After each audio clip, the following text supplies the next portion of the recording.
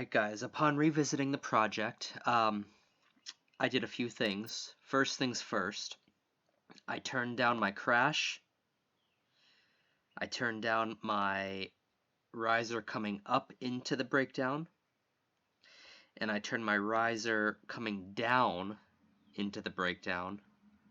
Turned them all down. They were way too loud. The other thing I did was, I guess I didn't realize that the steel drum was wildly out of tune. It's probably because I've been making this course on the fly, because our motto is there's no time like the present, and if you wait for the perfect time, it will never come. But at the same time, we roll with some mistakes that we make along the way. In this case, the steel drums were out of tune. So what I did to fix that, first of all, was I set up a MIDI clip, and all I did on that MIDI clip was put a bunch of G notes in it. Okay? Looped it, right? Looped it. And then took a tuner, audio effects tuner, dragged it in onto that track, right? So you can see it right there. Now when I played that, let's solo it. You can see that that steel drum is now hitting on G confidently. Okay, so now we could get rid of that test there, unloop it. In fact, because we're going to work on the breakdown, we can even go like that. Okay, loop this section. Whoops. When I let it roll after tuning it, I noticed that the old sound that I had was a little bit low on its own. Not bad, just a little bit low. So what I did, and I'm about to replace all of these, I doubled up on it. So I have the low, which you just heard here, and all I did was select them, control, click, and drag up an octave above. So now we have 2 Gs, 2 As, 2 Es. Sounds like this. Nice, classic Mikey, tropical kind of feel. And what we'll do is we'll take the rest of these, whoops, and we'll replace them. Oh my gosh, I apparently can't do stuff. We'll replace them with those.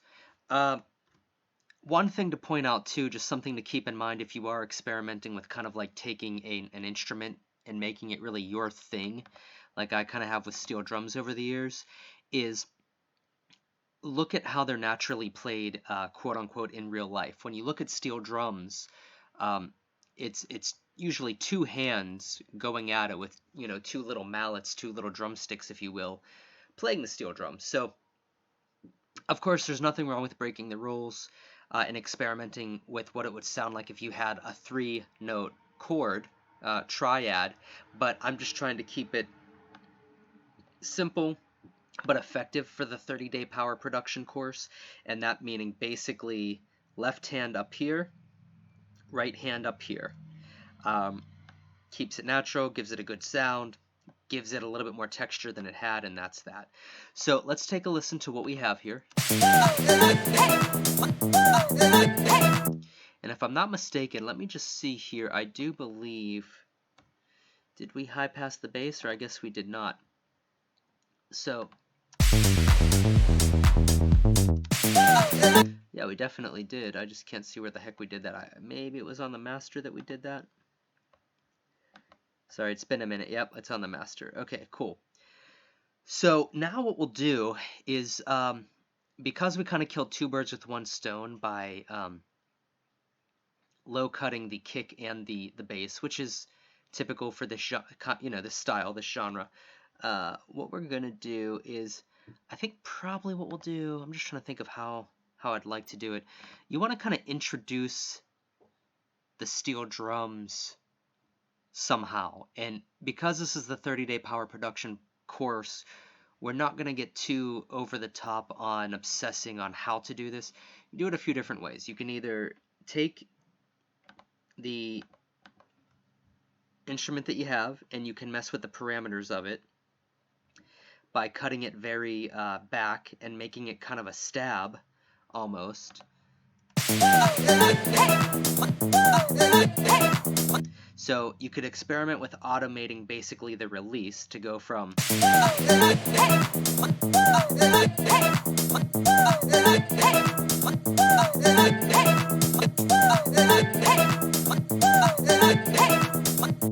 so you could mess with that. That's not a problem. You could also come in here and take the auto filter, drag that in, and you could do something along the lines of this.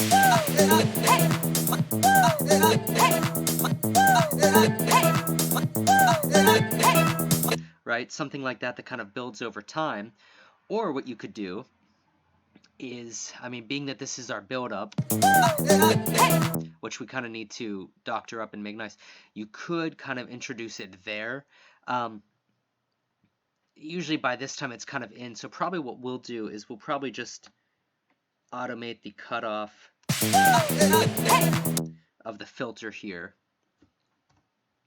and probably get it to do something along the lines of, well, it'd be awesome if we, I think that's okay. I just didn't see it automating, which freaky deeked me out a little bit. Let me just see if it'll change it. Okay, we're good. So, yeah, so something like that that makes it sound really low and underwater and let it build over time is fair game for me. That's cool.